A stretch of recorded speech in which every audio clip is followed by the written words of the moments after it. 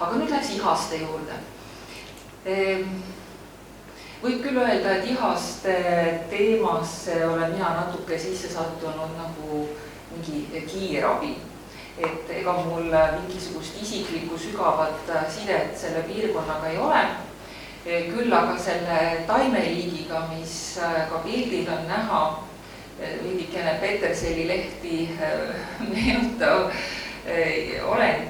Ja see on mägipiibutk ja mäletan, kui ma 15-aastaselt läksin Viktor Maasingu kutsel kaasa üliõpilaste geograafid nende praktikumi ja tulin siis sealt tagasi näpu vahel mingisugune mulle tundmatu krimpsus lehti, siis Maasingu kohe hüppas rõõmust, küsis, kust te selle leidsite? Kahjuks üsna mõni aasta hiljem see Vellavere põld võeti aktiivselt kasutusele, kinti üles ja nendel kivikangrutel enam mägipiibut ei leidu.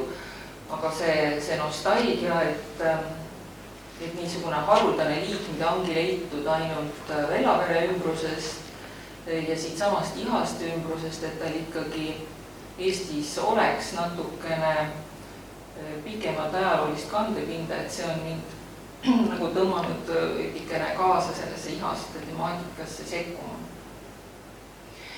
Nii et milles seal see probleem siis seisneb? Kuhu Ihaste üldse tekkinud on? Siin on Tartu kaart 1935. aastast ja mind on väga hämmastunud, kui ma olen neid vanu Tartu kaarte vaadanud, et veel sajandi algul, kui pisikene see linn oli. See oli isikene väikene, kompaktne linnakene jõe ääres ja ümber suured ulatuslikud põllumajandusmaastikud. Et metsi oli Tartu ümber väga vähe ja on siiamaani. Ja ka sellel kaardil on hästi näha, et niisugused metsana tõlgendatavad alad, need rohelised alad, et ega neid oli ka 20. sajandi alguses selles piirkonnas väga vähe. Hiljem vaatame siis ju vaatame nagu seda Ihaste enda maastikku ka täpsemalt, aga siin ma just panin niisuguse laiema ala. Et kui vaadata nüüd siin, kus on märgitud Tartu ja nüüd vaadata seda järgmist pilti, siis nüüd on kohe näha, mis on need enam-vähem 100 aasta jooksul toimunud muutused ja enamus nendest muutustest on muidugi toimunud võib-olla alates siis 1980. aastatest alates, et kui hakati ehitama Annelinna, kui jõudi Annelinna arendamisega sellele ülemisele alale ja siis kui asutati Ihaste. Ja mis siis muu on muutunud, et ka neid metsatukkasid on jäänudki umbes sama palju pindalaliselt, põldusid on vähemaks läinud ja niisugust niitu ja majapidamisi on siis tunduvalt rohkem. Et võib öelda jah, et selline linnaline arendus on toimunud põllumajanduslikele maadele selles piirkonnas.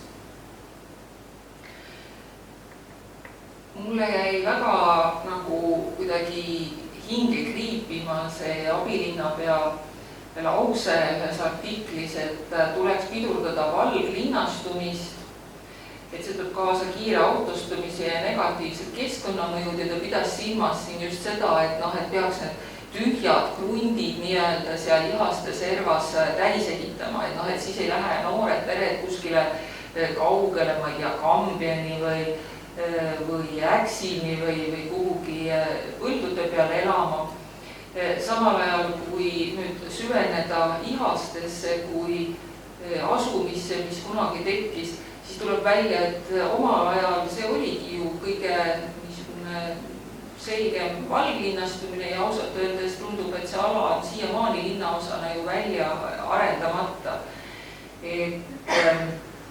Et nüüd on seal vist küll üks suur pood tekkinud, aga ihastelased kirjutavad oma kodulehel, et neil puuduvad ikkagi seal läheduses niisugused põhilised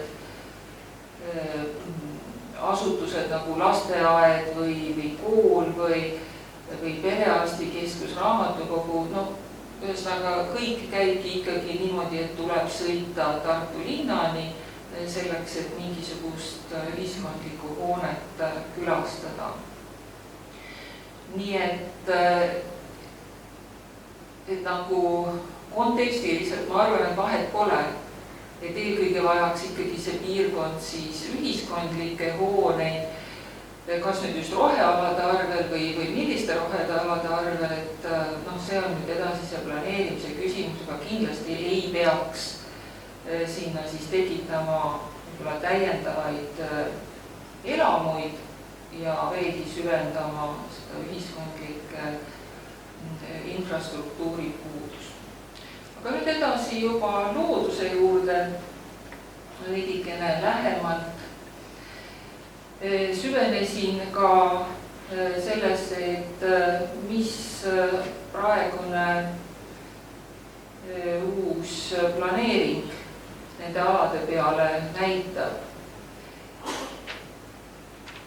Ja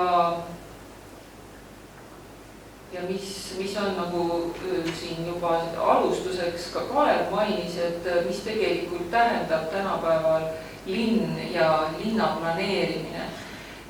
Tõin ühe tsitaadi e-õppest, et kuidas meil õpetatakse juba põhikooli lapsi, et millised probleemid on tihedates linnades ja et linnu tuleks planeerida, aga millegipärast Tartus kõige nagu kõrgemal tasemel neid teadmisi ei paista olevat.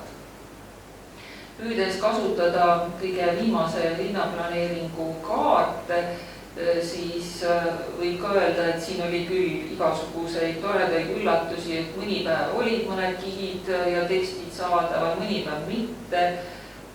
Ja need kihid nagu omavahel kokku viidavad ei ole ning igal juhul ei anna ka olemasolevad plaanid nagu kuigi head pilti sellest, et mis siis aladel tegelikult on, missugused väärtused või mida see nagu täpsemalt sisaldab. Et kui vaadata näiteks seda kaitsealuste objektide kaarti, siis see on otse võetud eelisest ja teatavasti meil looduskaitseseadus keelab avalikustada esimese teise kategooria liikide elupaiku ja nende nagu selliseid kaitsealasid, kui see on teada, et seal on tema levila. Nii et näiteks sellel samal kaardilgi jääb ekslikult mulje, et neid kaitsealuseid liike on see vähem, sest osad alad ei ole siin ju üldse kujutatud, kaasa arvatud näiteks püsielupaik ühel arendusalal.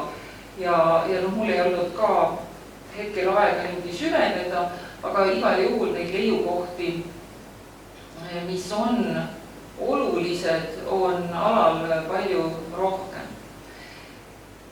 Ja jällegi teiselt poolt, kui võtta sinna kõrvale selline rohealade kiht, siis tuleb välja, et kõik ongi roheline. Samas jällegi süvenedes looduskaitseseadusse, siis seal on ju selgelt öeldud, et haruldaste liikide leiukohti või nende kaitseks loodud kaitsealasid ei saa näiteks virgestusaladeks kasutada või et seal peab väga täpselt planeerima, mida kuskil tohib teha. Nii et jällegi tundub nagu väga eksitav mingis mõttes, et näeb kui palju rohelist ala, seal võib käia igal pool jalutamas. Tegelikkuses see päris kindlasti nii ei ole, et need alad on nagu kindlaks määramata.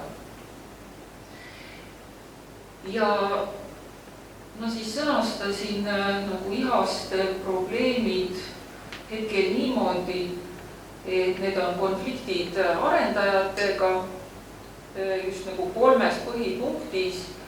kaitstavad taimeliigid metsas ja luhal, lihtsalt muid asju ei ole nii hästi uuritud ja võib-olla nii oluliselt välja toodud. No linnustik ka, aga linnustik puudutab vist rohkem seda jõeäärset ala, et ma nagu ei kohanud, et ihaste kohta oleks tehtud niisuguseid eraldi eksperthinnanguid linnustiku kohta, võib-olla midagi olemas. Teiseks puhkemaastik või virgestusala, mida ihastelased vajavad ja mida loomulikult ka annelinlased kasutavad, eriti just need, kes soovivad tulla natukene nagu sellisesse looduse moodi loodusse, et mitte istuda lihtsalt majade vahel puude all. Ja edasi ka, et see ala ju piirneb Emajõe luhtadega ja seal oleva kaitsealaga ja kaitstavate liikidega, et ka seda naabrust tuleb arvesse võtta. Nii, aga liiguks aina lähemale siis nendele konkreetsetele kruntidele ka, mis on hetkel probleemiks. Et linnaplaneerija Indrek Ranniku on ühes artiklis kirjutanud juba kenasti, et mets on nagu ihaste niisugune tunnusmärk ja ka mis teha, et see kunagine pärija või omanik tegelikult näitab seal varemeid ja ütleb, et siin oli kunagi midagi muud. Ja mina kui maastikuökoloog, minu jaoks on see nagu iseenesest mõistetav, et meie maastik on kogu aeg muutunud, puud kasvavad igale poole, kus parajasti midagi muud ei tehta, ei niideta, maja ei ehitata või põldu ei peeta, et meil on siin metsavöönd. Ja nüüd minnes lähemale sellele vanale kaardile, siin ma tõmbasin enam-vähem ringid ümber nendele aladele, millega ma ise olen siis kokku puutunud, kas nüüd või varasematel aegadel seoses mägipiimputkega. Ja need alad kõik kattuvad siis endisaegsete niisuguste liivaaukudega, võib ütelda, et ega siis läks ka linnaehituseks ja kõigeks liiva vaja.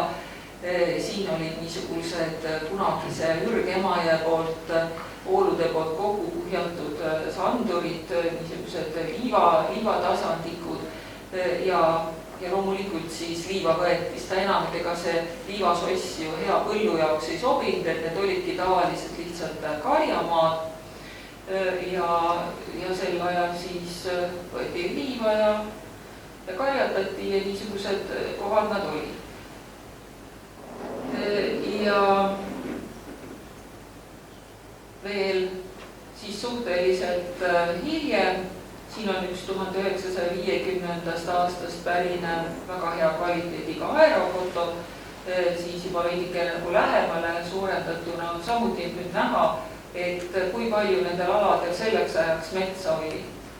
Et kui sajandi algul ei olnud seal sisuliselt midagi, seal või ilmselt olid mingist üksikud männikesed ja nagu ikka karjamaadel, siis 50-ndatel juba mõni ala oli hakanud tasapisi rohkem võsastuma. Ja siis tegelikult need ongi just need samad alad, mille üle meil tänapäeval arutletakse, et nii ilusad ihaste männikud ja nende liivaalade peal, et need on hästi kaitseväärilised ja seal tuleb neid liike kaitsta. Et kui nüüd vaadata asja maastikuökoloogi ja botaanikuna, kunagi ülikoolis 5 aastat õppisin ma botaanikat ja seejärel hakkasin geograafiks.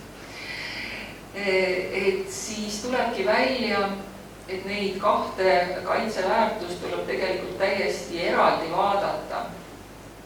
Et need taimeliigid enamus, mida me ihastes näeme, on sellised pärand maastikuliigid.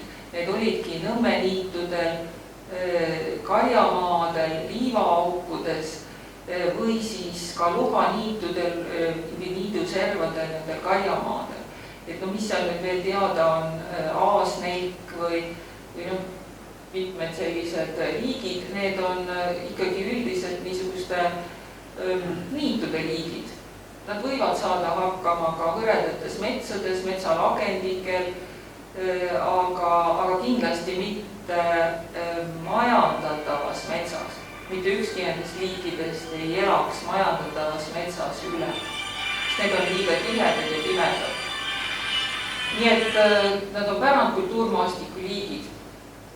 Iseenesest see kindlasti nagu metsakaitsega otseselt ei vastandu, isegi liirgestusalaga mitte, küsimus on alati kasutuskoormuses ja selles, millised on kaasnevad mõjud. No näiteks sellele samale mägipiimputkele mõjub väga-väga halvasti nagu see tema leiukohtade asumine kuskil täisehitatud krundi kõrval, sest inimesed enamus arvavad, et tore on see oma muru ja mis on ära niidetud ja lehed ja kõik sinna sama kõrval oleva metsa alla vedada hunnikusse. Aga mägipiimputk tahab olla niisuguse liivase, hõreda taimestikuga ala peal ja niipea, kui seal hakkab vohama naat või mingisugune lämmastikurohke taimestik, nii see taimekene sureb välja. Nii et on väga mitmesuguseid otseseid ja kaudseid mõjusid, mis asustuse suurenedes võivad nendele liikidele halvasti mõjuda. Ja siis see ala, mis on ihast 18 ja seal oli see mingi teine aadress ka, kus praegu just ka jälle juuriti puid ja see on natuke teistmoodi ala, seal on olnud varem luhaniit, see on selline märg karjamaa või niit, mis kunagi jäeti maha ja nüüd on seal siis ilus täiskasvanud kaasik või kaselehtmets oli kasvanud sinna. Jällegi mina pole ornitoloog, aga vaadates säilinud tükkide struktuuri, ma kujutan ette, et see selline laulu linnustik võib seal olla küll väga-väga rikkalik ja pakkuda inimestele kevaditi sellist toredat elamust.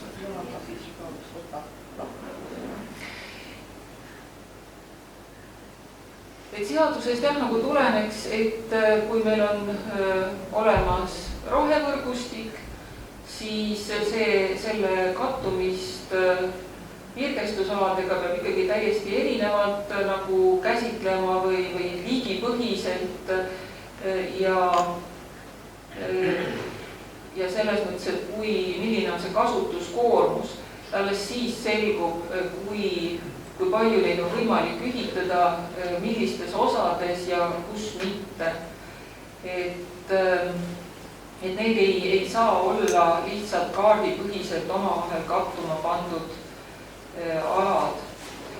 Et kuigi me küll räägime ju, et loodust kaitstakse inimese jaoks, aga põhiroll on ikka see, et me kaitsemegi ju neid alasid iseenda ülemäärase tegevuse eest. Et kui see ei oleks probleem, siis ei oleks juba vaja kaitsta, eks ole. Ja peale selliste otseste mõjude, jälle mida on väga lihtne analüüsida kaardi põhjal, et kas tee läheb üle või ei lähe üle, ongi siis, miks ta niimoodi tegi, hästi palju selliseid kaasnevaid asju, mis mõjuvad pika aja jooksul ja mis tuleb enne kõik läbi mõelda. Et näiteks selline hüpoteetiline planeering püsielupaiga ümber, kus kaardipõhiselt on küll väga toredasti joonistatud, et tee ei lähe püsielupaiga peale, vaid jääb täpselt selle kõrvale ja elamud ka ei lähe püsielupaiga peale. Aga kui me nüüd ikkagi mõtleme kõigile nendele kõrvalmõjudele, mis tulevad, et sealt võetakse ju senine taimestik maha, tolm, saaste, müra, tuul, valgus, režiim on teistsugune, just sama need aiajäätmed ja siis lisaks kõik need lisanduvad elanikud tahavad sellel alal oma koeri jalutada või sporti teha, lisaks nendele, kes seal enne käisid ja see kõik lükatakse kokku veel kitsamale alale. No seal ei jää ju mitte midagi nende taimede jaoks enam järgi. Et nagu niimoodi terve mõistusega mõeldes, siis on ju selge, et niisugust arendust teha ei tohiks. Aga tegelikkuses, ma saan aru, on see üks aastakümnete pikkune vaidlus juristidega. See on nagu väga kurb. Ja ma arvan, et nii vähe, kui ma olen selle alaga nüüd seal tegelenud, nii põgusalt üle joostes, sest need asjad on olnud niimoodi, et helistatakse ja palutakse abi ja 3 päeva pärast on seda materjali vaja. Ja ma olen täiesti kindel, et need ihaste kaitsealused liigid vajavad selliseid kaitsealasid, mis tõesti ka liigid säilitavad, et mitte ainult, et need kaitsealade piirid on kuskil paberil. Et tegelikult tuleks nende nõudlused korralikult üle vaadata ja analüüsida, kuidas see praegune alade kasutamine ikkagi neile pikemas perspektiivis mõjub või kas me üldse saame kaasa aidata nende liikide säilimisele. Arvestades seda, et nad ei ole tegelikult metsaliigid, vaid niisugused liigid ja üldse ei talu koosluse edasist eutrofeerumist. See tähendab siis ka seda, et kui see männik seal edaspidi aina tiheneb ja sinna näiteks kasvavad alla mingid põõsad ja siis see ka sellele liigile tegelikult üldse ei sobi. Teiseks muidugi ihast inimesed on ju valdavalt soovinud selles piirkonnas oma kinnisvara omada just sellepärast, et see on nagu mõttelises mõttes linnast natuke väljas, et seal on loodust, on kus jalutamas käia, rohelust ja kui need viimased roheluse killud, mis seal sees on ja mille ümber tegelikult siis esialgu krundid välja anti, kui need kõik järjest ära kaovad, siis see ju tegelikult muudab ka linnaosa kuvandit ja need, kes on hästi maksujõulised, need kolivad ikkagi kuskile kaugemale ja kus neil on rohkem ruumi. Et ma arvan, et nagu planeeringu seisukohalt linna tihendades rohealade arvelt kindlasti mingit kvaliteeti tänapäeval ei saavutata, sest just see rohelus on nagu muutunud kriitiliselt oluliseks, mida inimesed soovivad. Ja mõeldes näiteks mingile süsiniku jäljele või ökoloogilistele teenustele, siis tõesti selleks, et tartlane saaks metsa minna, ta peabki istuma autosse ja kuhugi linnast välja kaugemale sõitma. Et ühelt poolt võime me nagu mõelda, et nagu tore, et meil ei ole Tallinna probleeme, et põdrad jooksevad metsa vahel või metsast nagu linna sisse, sest meil ei tule niisugused metsakoridorid peaaegu kuskil linnani välja. Teiselt poolt tähendabki see, et meie ise elanikena jätame kogu aeg suurema jälje, sest kui me tahame loodusse minna, me peame suhteliselt palju kaugemale linnast liikuma, et seda loodust leida. Et kui meil ikkagi kuskil Tartu piires ja siin lähivaldades seda loodust oli säilinud on, siis kindlasti peaks väga intensiivselt tegelema sellega, et see seal alles püsiks meie endi jaoks. Ja kui ma mõtlen nagu transpordile, jõudes tagasi selle esimese slaidi juurde, et ei ole vaja, et inimesed lähevad nagu valguvad laiali kogu maakonna peale lähivaldadesse, et siis jällegi just seesama, et meil on see rohealad kohe kõrval võtta ja ka ühiskondlikud hooned siiski sinna kuhugi vahele ära mahutatakse, mitte ei anta neid nagu linna üldmaa krunte erakasutusse, et juba see üksi aitaks nagu palju kaasa sellisele linnaplaneeringu kvaliteedi tõstmisele. Ja lõpetuseks ongi mul siin ka veel paar kaadrit, et kuidas need metsad seal siis hetkel välja näevad, et see Männik on just niisugune ala, kus mägipiimputk veel hakkama saab, kus hein ei ole liiga tihe ja alusmets ka ei ole liiga tihe, aga ta eelistaks ilmselt isegi veel hõredamaid kohti ja niisugune uhke gaasik segamets, nagu seal kohati on välja kujunenud, et hästi natukene puhastamist siin-seal, väikesi radu ja see oleks nagu imeline uhke mets niisugustele inimestele, kes armastavad nagu looduses jalutada, mitte istutatud pargis. Et ma nagu omalt poolt küll sooviks Ihaste elukeskkonna säilitamise eest seisjatele palju jõudu. Aitäh!